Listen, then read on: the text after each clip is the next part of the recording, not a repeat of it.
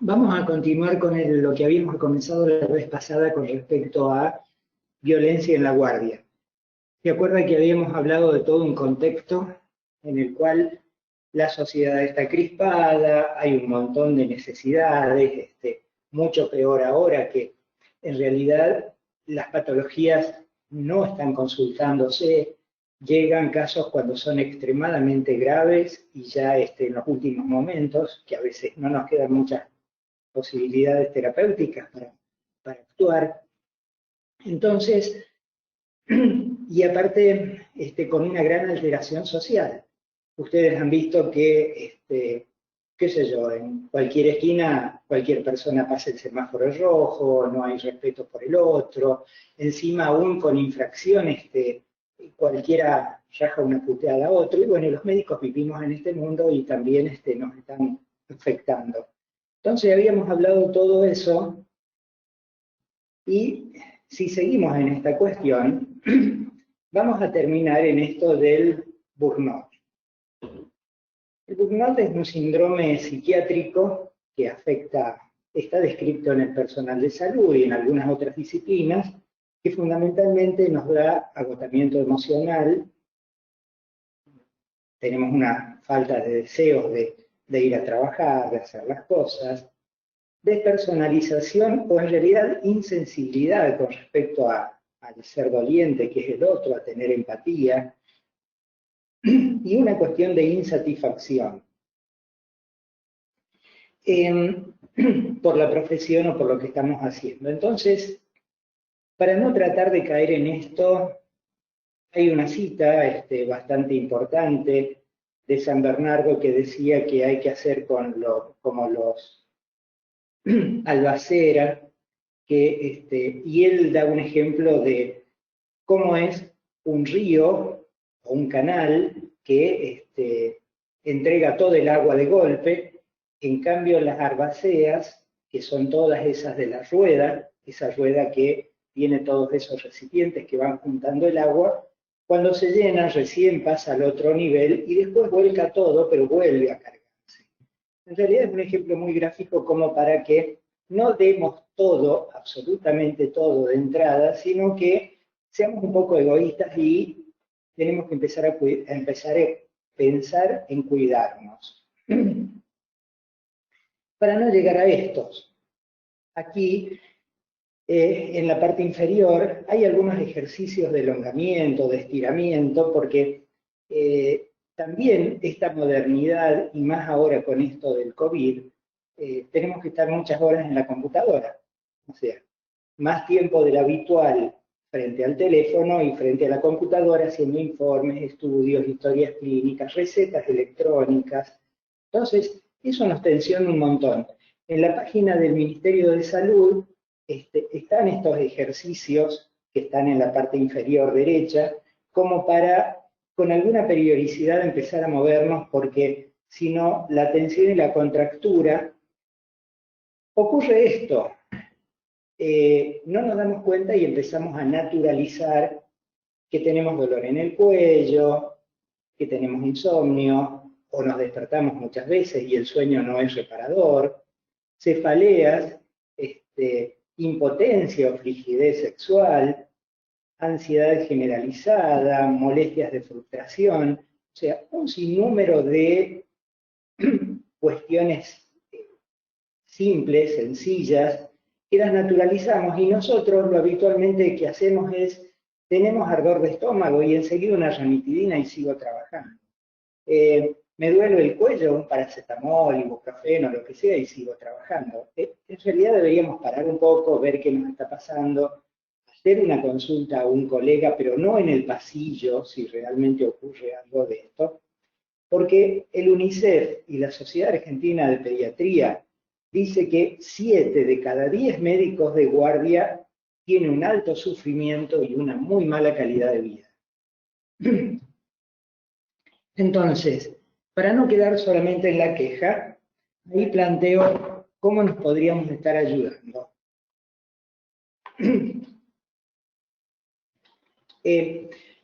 Probablemente solos no lo vamos a poder arreglar. Hay que sumar voluntades, En realidad tenemos que pensar toda esta problemática de la violencia social como una cuestión integral, porque poniendo policías, poniendo rejas en las guardias y demás no se arregla nada, qué sé yo, los delincuentes pasan igual y con revólveres y todo lo demás. Tomar conciencia de que esto afecta a la relación médico-paciente, también tener en claro de que no solamente nos pasa a nosotros, es toda la sociedad, pero fundamentalmente es un problema con los docentes, con los que están en el área de la justicia y con los que están en la policía. A ver, algunos tips como para ayudarnos en la guardia a resolver esto de la violencia. En casos pediátricos, puntualmente cuando llega un chiquito, sobre todo en determinadas edades que son muy difíciles de manejar, nos tenemos que presentar ante los padres y ante el chico. Yo soy el doctor Juan, y bueno, voy a tratar de atenderte y voy a ayudarte o tratar de ayudarte para que resolver lo que tienes. Esa es una cuestión fundamental porque en las guardias generalmente es tira y pegue, o sea, entra un paciente, se lo atiende rápidamente, se le da, ni siquiera se le explica la medicación. Esto me hace acordar que hace unos años hicimos un trabajo científico en el Hospital Cuyen, nos habíamos puesto en la farmacia, iban los pacientes a la guardia, le daban la receta y los mandaban a la farmacia.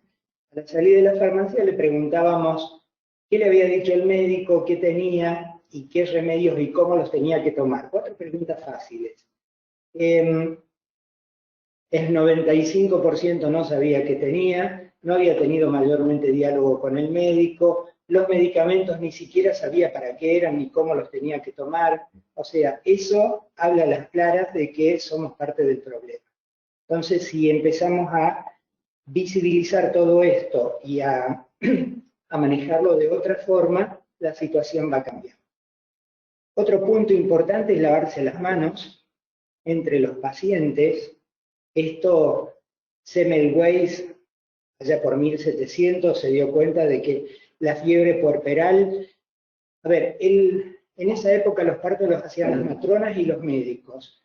Las matronas se morían por infecciones puerperales el 20%. Las infecciones puerperales de los médicos se morían el 80%. Entonces empezó a ver, y lo único que encontró es que las matronas se lavaban las manos entre un parto y otro. Solamente con la higiene de manos bajó la mortalidad un 60%. Entonces, hoy en día, con el coronavirus, además, el lavado de manos es fundamental. Hacer una historia clínica para no tener problemas legales y para acordarnos si vuelve otra vez a la misma guardia que nosotros, qué es lo que le dimos. Cuando en un caso pediátrico hay que anticipar la práctica. Esto es igual que un tacto rectal. No se le puede decir a un paciente bájese los pantalones y meterle el dedo. Uno tiene que decirle qué va a hacer y para qué. Con un chiquito con mayor detenimiento tiene que hacer exactamente lo mismo. Expresarle, mira, vamos a ver el oído, este aparato y si quieren se lo encienden para que vea que tiene una luz, porque están atentos y alertas, porque, a ver, si ustedes piensan, en el primer año de vida se están poniendo 18 vacunas. Imagínense la cantidad de pinchazos que tiene. Entonces, ve un guardapolvo blanco y huye aterrado. Entonces, tengamos en cuenta de que relaciona el guardapolvo con ese tipo de prácticas, como que es una cuestión agresiva y invasiva. Bueno, siempre en un caso pediátrico comiencen con lo menos invasivo. Primero lo ocultan, después le palpan el abdomen o lo que tengan que hacer, y al final el oído y al final de todo la garganta. Si ustedes ponen un bajalengua en la boca que eso estimule el reflejo nauseoso, no van a poder examinar absolutamente más nada. Es más, es importante que la mamá lo tenga alzado mientras ustedes lo están ocultando, comiencen con la espalda, entonces él se va a sentir más contenido y va a funcionar mejor. Si tienen que hacer una otoscopía, fíjenlo de la manera más correcta posible. Porque si el chico se está moviendo y ustedes están con el otoscopio siguiendo ese movimiento, lo más seguro es que terminen perforándole el tímpano, lastimándolo, y en realidad tienen que hacer una buena semiología. Entonces, yo hice 4 videos caseros que van a estar subidos en la página de cómo debería fijarse un lactante o un niño en esa edad para colocar un inyectable, porque por ahí les va a tocar alguna vez que lo van a tener que hacer, y si el chico se está moviendo, la aguja entra y sale y no saben qué capa profunda o superficial están inyectando, y sobre todo si tienen que hacer una otoscopía o colocar un bajalengua. Eso que es una cuestión que cada videíto creo que tiene 40 segundos, 50 segundos, les va a ser muy útil. Posiblemente lo conozcan y si algo está mal por ahí me avisan, pero es una manera práctica de resolver estas cuestiones. Si uno no puede acceder al chiquito porque es extremadamente hiperactivo, inquieto y todo lo demás, excúsense correctamente y que lo vea otro profesional. A veces, descontracturando la situación, descontextualizando o tratando de desorientarlo con alguna otra cosa, el chiquito llama la atención o focaliza la atención en otra cuestión, que puede ser un juguete, no estaría de más tener uno como para llamarle la atención o ese tipo de cosas, o darle un bajalengua o algo que tengan en la mano, a veces eso nos permite que lo podamos evaluar. También en esta propuesta de mejorar, tendríamos que pensar en un hospital o una sala de guardia, en un sanatorio que sea saludable. Estas son cuestiones un tanto utópicas. Ustedes seguramente en la Facultad de Medicina han cursado promoción de la salud y van a ver allí que hay montones de propuestas, sobre todo colombianas, españolas, alemanas, francesas, de que los espacios físicos no deberían haber barrera, tendría que haber una buena confortabilidad física y psicológica de los usuarios. Todas las actividades se tendrían que realizar en un clima de organización, tener en claro los determinantes sociales de cada lugar, hacer una práctica simultáneamente de promoción y de prevención de la salud. Deberíamos tener principios de excelencia y calidad, porque aunque sea la guardia del pueblo más recóndito, o aunque sea la guardia que no tiene los recursos físicos y confortables para esto, uno tiene que tratar de brindar el mejor servicio. Obviamente habría que estar preocupados por la cuestión de la contaminación ambiental, los problemas de la escolarización, el ocio, el recreo. Tener en cuenta también de fomentar el autocuidado, que dentro de la atención primaria de la salud es la base más importante, o sea, eso depende mucho de la educación de cada uno, y también el tema de las redes sociales. Hay veces que justo nos toca atender o nos traen a la guardia a un anciano que vive solo, entonces habría que ver qué familiares, qué vecinos solidarios puede contar como para poder ayudar. Y una cuestión no menor es que en esa guardia sea también un espacio de estudio, como para capacitarnos, y también de investigación y producción del conocimiento.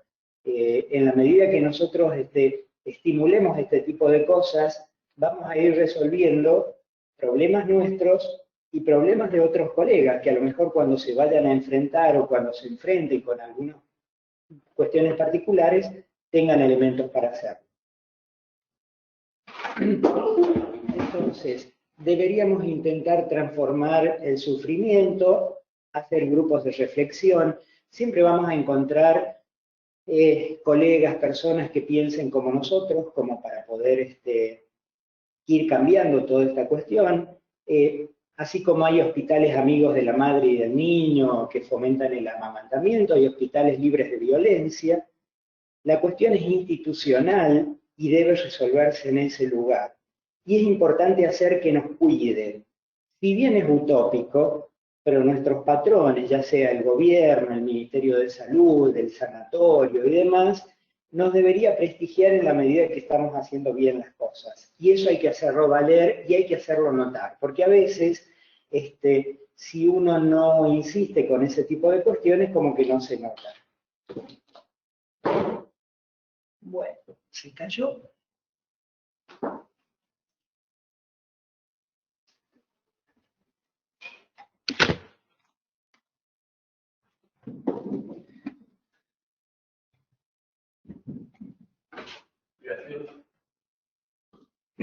Se cayó y se descompaginó. A ver si puedo.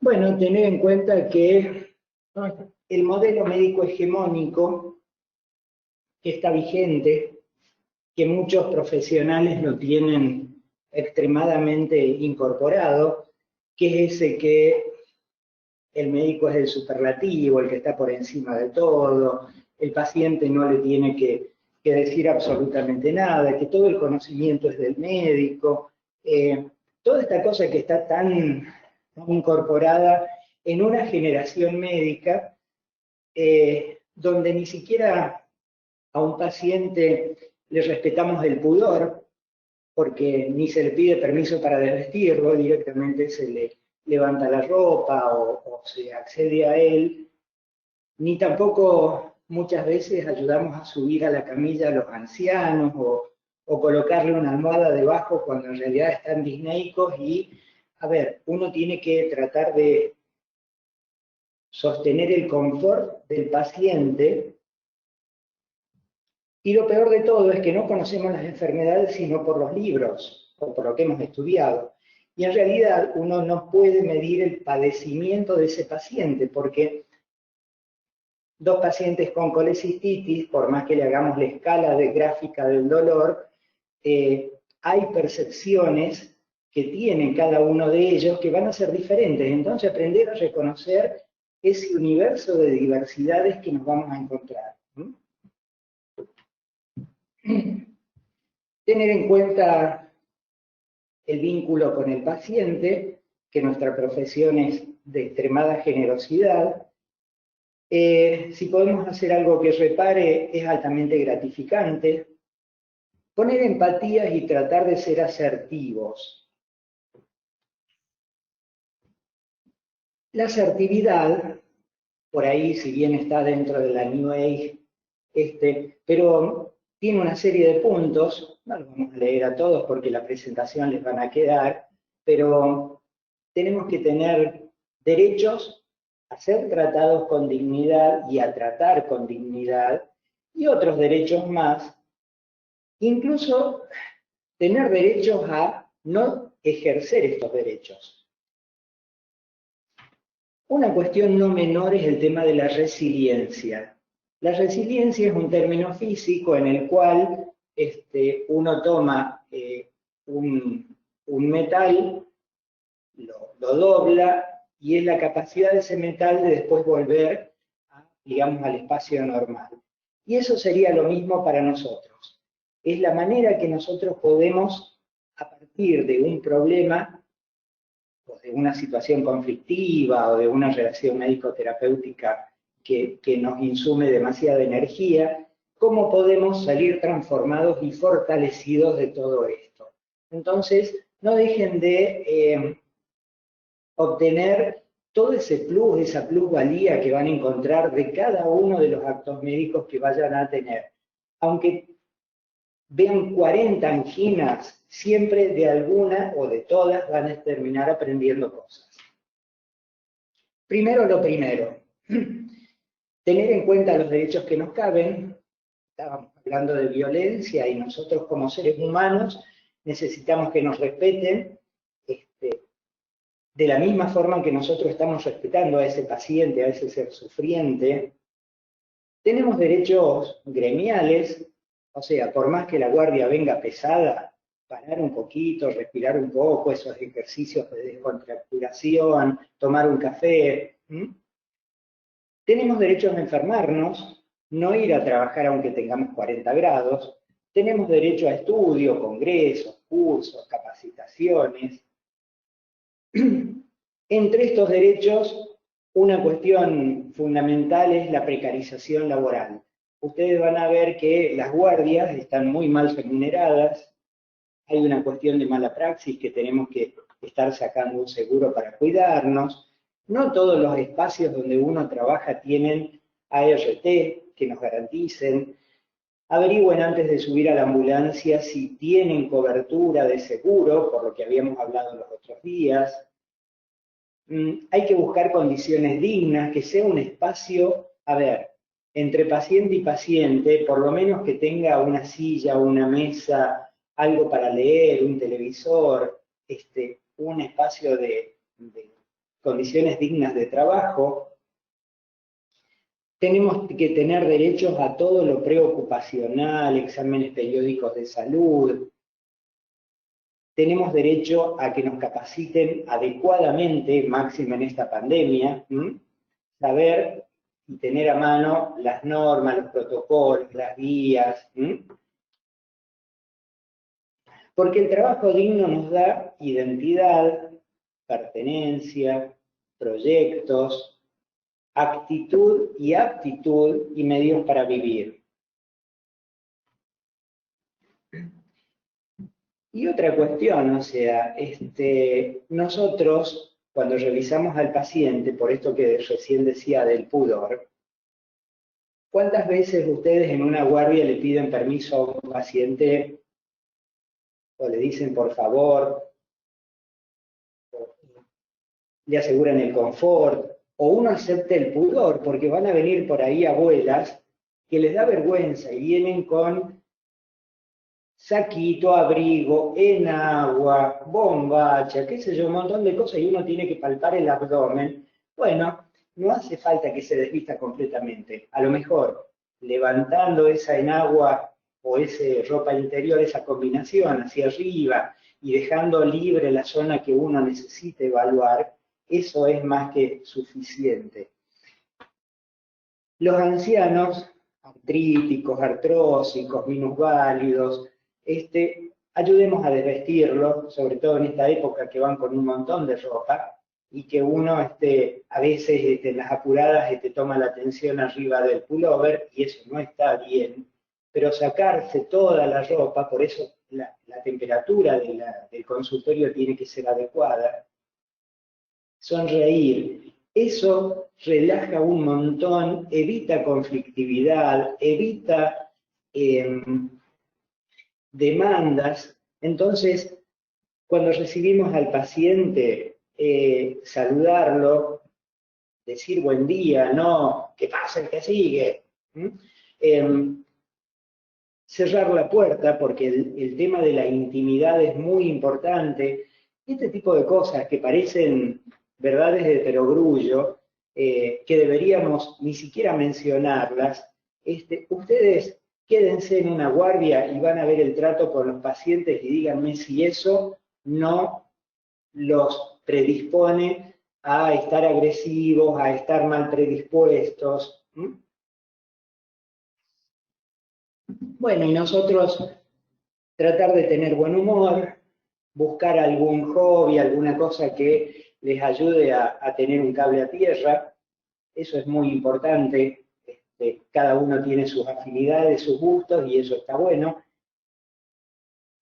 Esa idealización que teníamos de la profesión médica en el consultorio privado y eso no existe más. Entonces, tener más conciencia de la realidad que nos toca vivir, no acostumbrarnos a trabajar con lo que tengo, sino que seguir pidiendo para que nos entreguen un otoscopio que alumbre, que no esté tapado, que el vidrio no esté despulido, una linterna que sea adecuada y que prenda, un tensiómetro que marque bien y no que tenga que estarlo golpeando para que la aguja baje cada vez. Encontrar placer en las cosas, no solamente el placer sexual. Es importante empezar a entender que el placer lo tenemos a diario, tratar de ser feliz y tener una actitud diferente. aumentar el tiempo a la relación de familia y amigos, caminar, respirar. Van a encontrar montones de elementos en los cuales, a lo mejor, después de un paciente complejo, 10 segundos de respiraciones profundas y exhalaciones lentas, van a ver cómo les cambia en ese momento la cabeza, la predisposición hacia el otro paciente. Porque los otros días habíamos hablado en esto de la humanización, de que los grupos Galint son los ideales, porque nosotros asistimos a un paciente y el paciente que viene después, generalmente le transportamos o trasladamos absolutamente toda nuestra frustración o toda nuestra carga emotiva que tuvimos con el paciente anterior. Ni le cuento si con el paciente anterior no fue mal. Si estaba atendiendo un edema agudo de pulmón y se complicó y posiblemente va a fallecer, el paciente que viene después, aunque venga por una faringitis, yo lo voy a atender mal. Y eso es inherente a todo esto. Entonces tratar de descontracturarme, caminar un poco, respirar, ¿no? Todo eso nos atempera bastante el estrés. Bueno, traten de ser felices, realizarse profesionalmente, para que no lleguemos a esto. Doctor, tengo algunos comentarios que ha ido haciendo Juan Marcópulo por el chat. No sé si quiere que se los lea. Bueno, Bueno, él dice, hay tres enfoques del mismo problema. El burnout es el enfoque yanqui. Los brasileños hablan de desistimiento. Y en Argentina, Marina Vilte trabajó la línea de malestar laboral.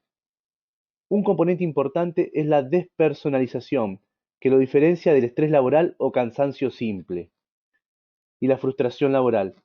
Esto se puede corregir con contención laboral, es decir, el grado de organización que permite trabajar y tomar decisiones sin tanta ambigüedad y sin necesidad de poner en juego la discreción en el ejercicio de las acciones. Y luego dice, debería limitarse la extensión de la jornada laboral, limitar la cantidad de guardias semanales y darnos tiempo para ejercitar las tres esferas de la resiliencia, la introspección, la recreación y la diversión. Y luego termina diciendo, hicimos una investigación muy pequeña, de 50 casos, en 10 escuelas, sobre cabeza quemada en el docente. Y nos sorprendió que la escuela que más esfuerzo ponían en la planificación conjunta, muy exigente y detallista en la planificación, era la que menor grado de despersonalización presentaba. no, sí, sí, acuerdo en un todo, acuerdo en un todo.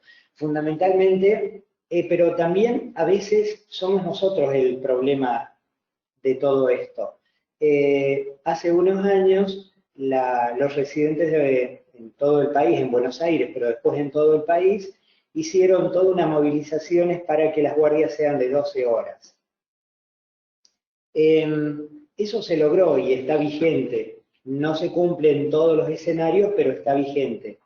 Pero con respecto a las partes públicas, las veces que el ministerio, a ver, un grupo de médicos propuso al ministerio guardias de 12 horas, porque ustedes imagínense un cirujano en la hora 23 de guardia que tiene que abrir un abdomen.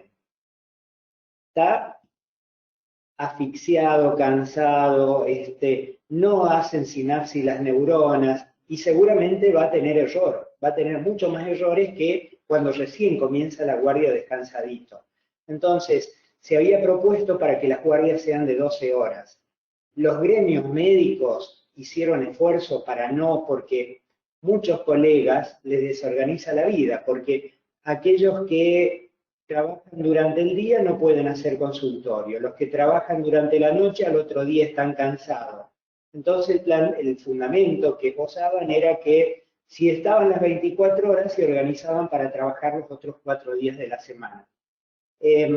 Pasa a ser un problema todo ese, porque deberíamos ver de qué manera se puede buscar un equilibrio para no llegar a esas situaciones límites, y ni hablar por ahí a veces en los pueblos del interior nos ha pasado no pocas veces estar 3 días de guardia seguido porque no conseguíamos reemplazo, ¿no? Y esto de las escuelas, comparto totalmente. El docente está muy sensible, sobre todo porque la, digamos, la cultura de hoy en día con las redes sociales y los derechos sobre todo, hay chicos que tienen un nivel de exigencia tremendamente elevado. Entonces, eso termina afectando tremendamente al docente que se siente acorralado porque no puede levantar la voz, no puede tomar medidas disciplinarias porque enseguida es sancionado y de la peor manera. Entonces, hay que hacer planificaciones conjuntas, trabajar con la comunidad, tratar de en esos grupos hacer entender toda esta problemática que las soluciones pasan por todos y no solamente por una parte de la gente.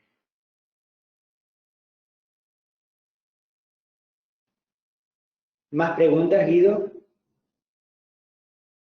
No, doctor, no veo, no hay más preguntas ni comentarios. Bueno, eh, a ver si puedo Doctor, cambiar. aquí dice, Germán Ramos dice, comenta, llegué a esperar 18 días corridos de guardia en una época. Llegué a estar 18 días corridos de guardia en una época. Sí, sí, son situaciones límites, o sea, yo, a ver, soy médico rural, orgulloso de serlo. Estoy en Santo Domingo, que está a casi 100 kilómetros de aquí, y en un hospital rural, y durante 30 años fue el único médico, entonces estaba de guardia todos los días de mi vida. Eh, Está bien, no eran guardias activas, pero guardias pasivas, pero guardias al fin, porque caían pacientes a cualquier hora. La enfermedad no tiene horario.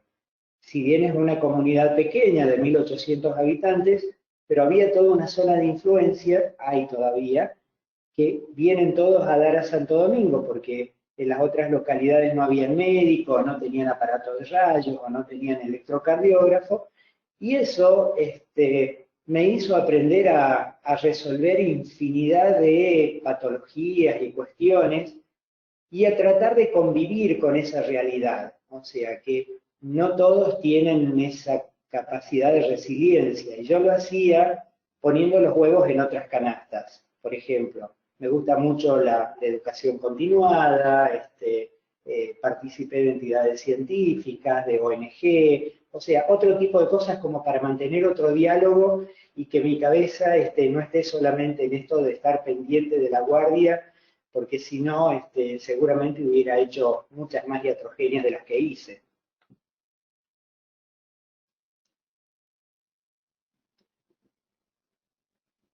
Ahí Germán también dice que algo que le ayudó a bajar el estrés es llevar unas mancuernas para hacer algo de ejercicio. También dice,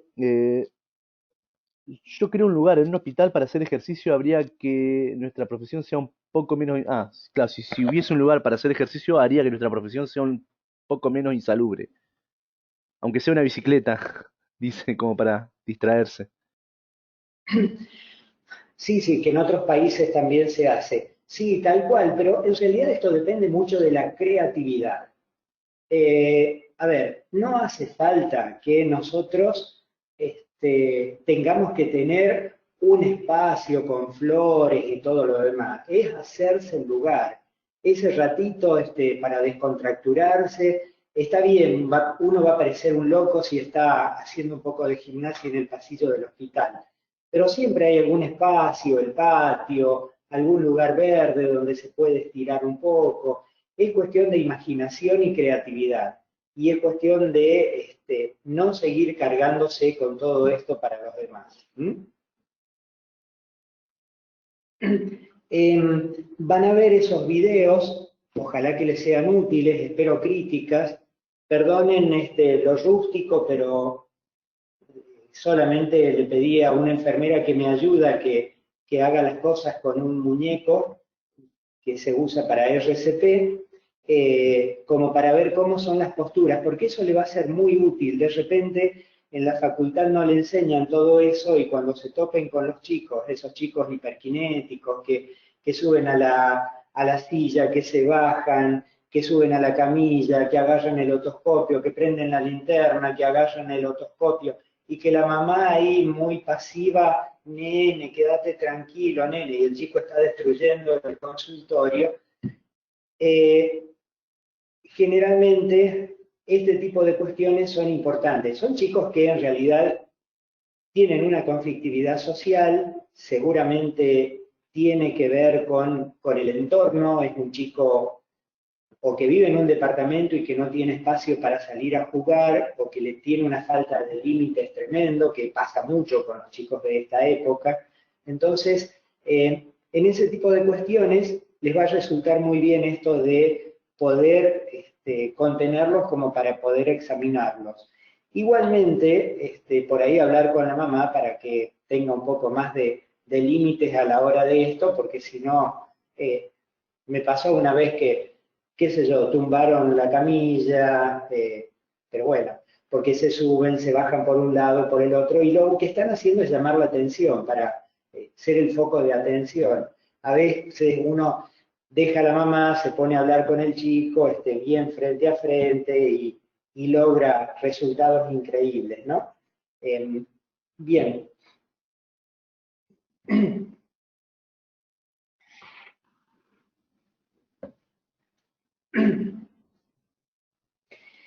Mientras esperamos que venga el doctor Beltramino, que nos va a dar una clase fascinante. El doctor Beltramino es un gran amigo y él en el Hospital de Niños fue director de docencia e investigación por mucho tiempo y realmente tiene un manejo de la pediatría como nadie y es muy práctico. Van a ver que va a ser requete útil. Hablamos algo sobre esto de lo que estábamos conversando de la relación médico-paciente, y tiene que ver con el bien común. Igual si hay más preguntas no hay problema, las volvemos a contestar. El bien común se supone que son condiciones generales que sean ventajosas para todos los habitantes del mundo. Una cuestión que en estos días se ha visto empeorada. A ver, hay una cuestión del bien común que supuestamente es la salud, que este gobierno ha tomado como prioridad para cuidarnos a todos. Por eso esto del confinamiento que tenemos, el distanciamiento social y esas cuestiones, pero que lamentablemente por debajo está habiendo cada vez una concentración mayor de la riqueza y a esos no, como que no les importa el bien común, ¿no? Son tipos que son los dueños del mundo y que están trazando un montón de políticas para de ahora en más. Es más, hay teorías conspirativas que plantean que si esto sale bien, que nos tienen a todos confinados adentro, guardados y resguardados por las fuerzas de seguridad y que los gobiernos están disciplinados a lo que ellos disponen a hacer, porque nosotros tenemos que seguir consumiendo, generalmente lo hacemos por internet, vamos a seguir comiendo, o sea, van a haber algunas cosas que se van a liberar y todo eso, todo esto puede terminar perjudicándonos porque se nos van a cortar las libertades. Entonces, deberíamos estar muy críticos a la hora de pensar cómo podemos reposicionarnos en todo esto, en el cual cada vez, como les decía, los negocios grandes cada vez tienen más oportunidades, los negocios chicos tienen que cerrar, hay gente que no puede trabajar y está en muy malas condiciones sociales. Así que bueno, veremos cómo va todo esto, pero el bien común son las ventajas para todos.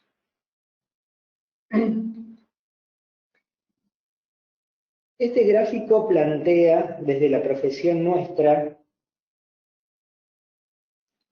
que lo que uno ama, lo que el mundo necesita, por lo que te van a pagar y lo que haces bien. Esto se podría generalizar a cualquier disciplina. Si uno no tiene amor por la medicina, no va a ser un buen médico. El mundo necesita que seamos buenos. Lo que tenemos que hacer tiene que estar bien hecho y obviamente nos deberían remunerar adecuadamente. Y esto tiene que ver con la pasión, la misión, la profesión y la vocación que tenemos. Y se podrían empezar a mezclar las cosas. Lo que el mundo necesita y lo que me van a pagar tiene que ver con la vocación. Lo que yo amo, si es la medicina, y lo que el mundo necesita es la misión que tengo. Lo que me van a pagar y lo que hago bien es la profesión, y lo que hago bien y lo que amo es la pasión. O sea, tiene que haber un equilibrio entre todas estas, pasión, misión, profesión y vocación, tiene que haber un equilibrio para que los resultados sean los adecuados y los esperados.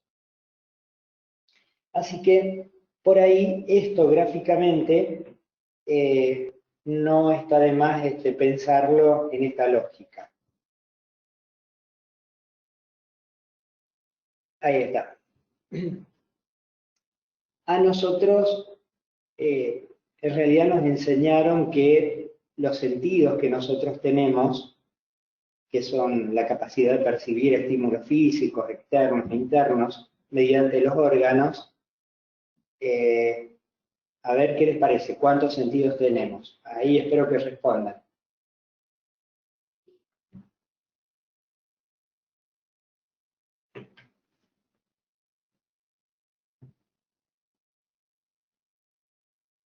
Supuestamente tenemos 5 sentidos.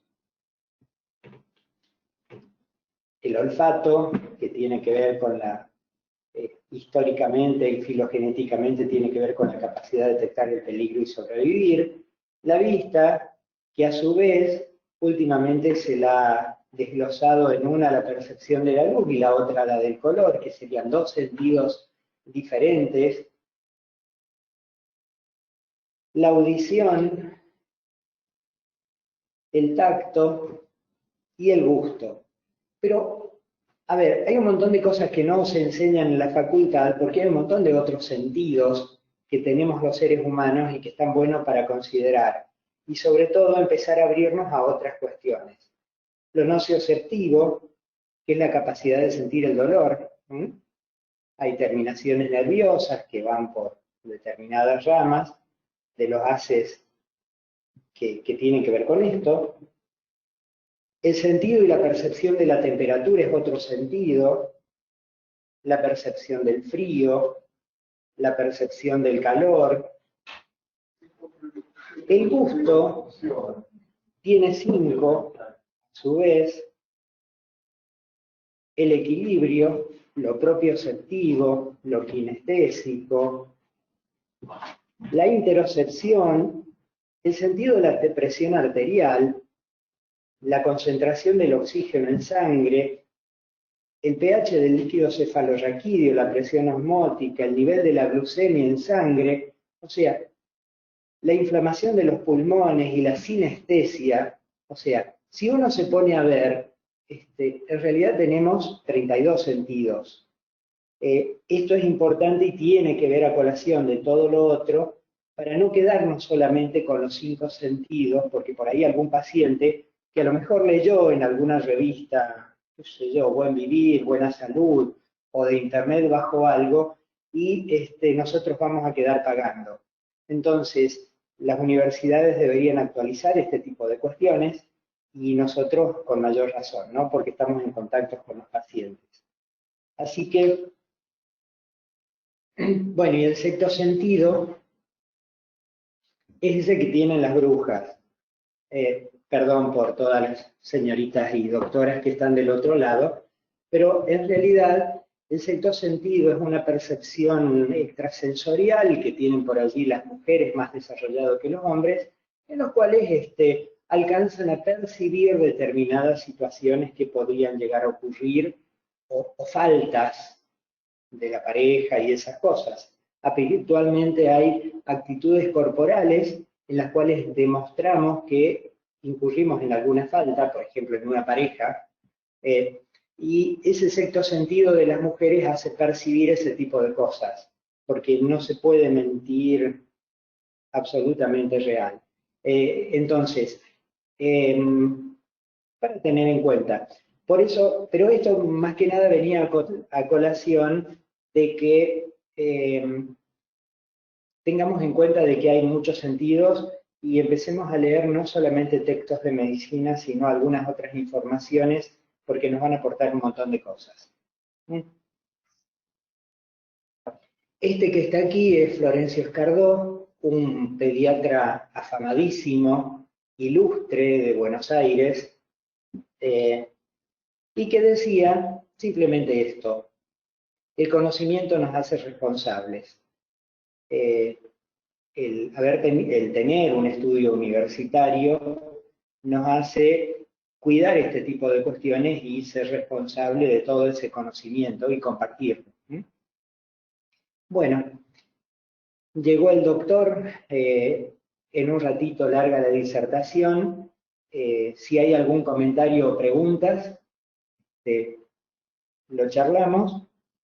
Si no, en 5 minutos volvemos a Sonido reactivado. tomar. Si quieren cargar los termos y los mates.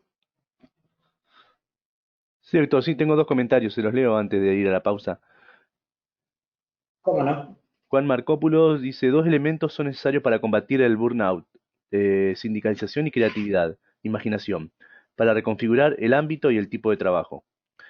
Y Germán Ramos dice, la intuición desarrollada como ojo clínico puede ser otro sentido.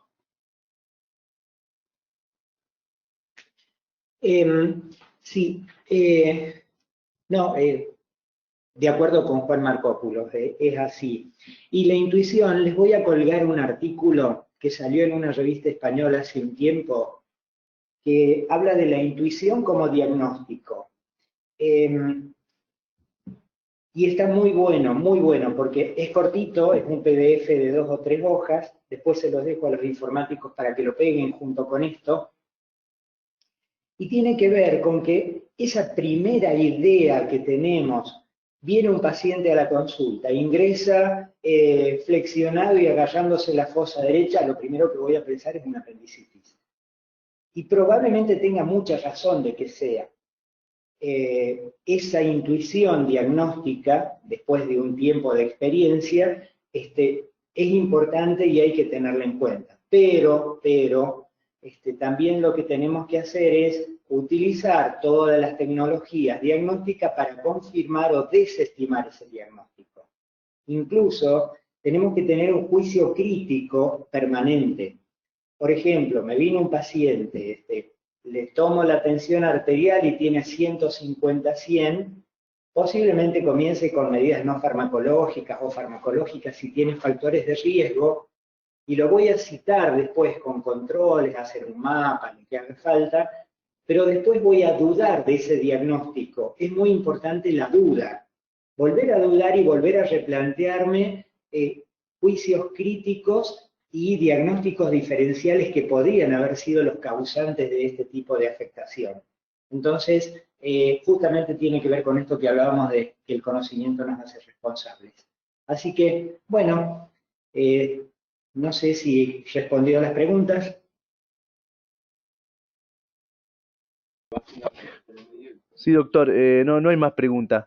Entonces, ¿hacemos una pausa de unos minutos y continuamos después con la clase del doctor Beltramino? ¿De acuerdo? ¿Cómo no?